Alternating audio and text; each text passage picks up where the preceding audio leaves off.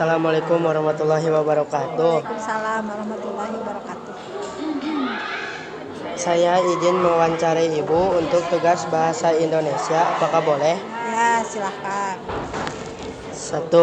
Apa yang dimaksud dengan sel menurut ilmu biologi?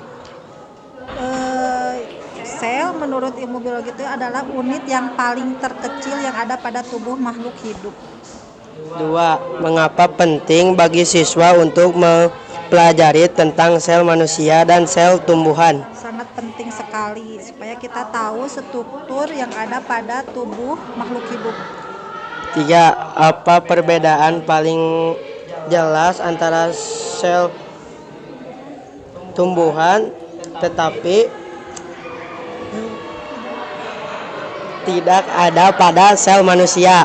Jenis sel itu banyak ya, ada dinding sel, di sel tumbuhan itu ada kloroplas, kemudian ada vakuola, ada plastida, ada kemampuan fotosintesis. Cuman tidak semua ada yang sama, ada juga yang tidak. Nah, yang tidak dimiliki oleh manusia pada sel tumbuhan itu adalah tidak memiliki kloroplas atau napi tidak ada zat hijau daun di dalam manusia. Jadi yang memiliki kloroplas itu hanya pada sel tumbuhan. Apa fungsi ultrano inti sel bagi makhluk hidup? Fungsi ultrano fungsi naon? Fungsi ultrano fungsi inti sel namanya. Nah, fungsi inti sel kalau secara umum ya, untuk unit strukturalnya, sel itu merupakan unit struktural dasar kehidupan, membentuk jaringan dan organ pada makhluk hidup.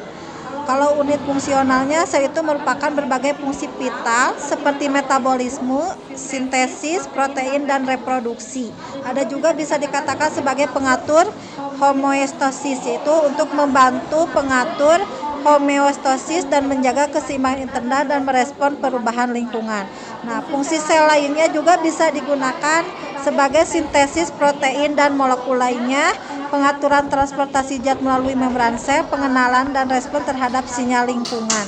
Nah, itu adalah salah satu fungsi sel secara umum.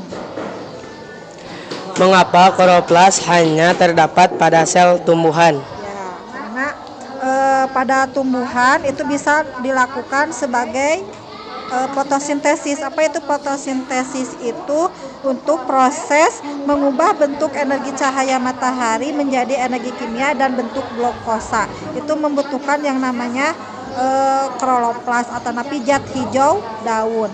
Selain itu ada kandungan klorofilnya, yaitu kloroplas yang mengandung pigmen klorofil yang menyerap cahaya matahari dan memantulkan cahaya hijau sehingga tumbuhan berwarna hijau. Dan terakhir pada sel tumbuhan itu ada autotrofik, yaitu tumbuhan adalah organisme autotrofik, artinya mereka bisa membuat makanan sendiri melalui fotosintesis. Apa yang terjadi jika bagian penting dari sel tidak berfungsi dengan baik? Ya, nanti tidak akan struktur tubuhnya tidak bagus ya untuk struktur tubuh makhluk hidup.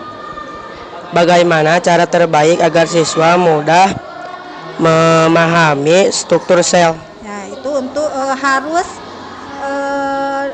membuktikannya, atau kita harus praktek di luar kelas langsung.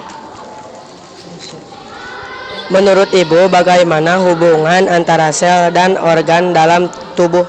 Ya, tadi kalau sel itu kan merupakan unit terkecil yang ada pada tubuh makhluk hidup. Jadi pada tubuh makhluk hidup itu terdiri dari sel-sel. Kalau tidak ada sel dalam struktur tubuh makhluk hidup itu tidak akan berbentuk struktur tubuh makhluk hidup yang utuh. Apa pesan Ibu untuk siswa agar lebih semangat mempelajari biologi, khususnya tentang sel? Harus sering berliterasi ya, banyak membaca tentang sel. Silahkan kalian bisa berkunjung ke perpustakaan, kemudian mempraktekannya selnya baik pada sel hewan, sel tumbuhan juga pada sel manusia. Jadi harus sering berliterasi dan harus sering mempraktekkan.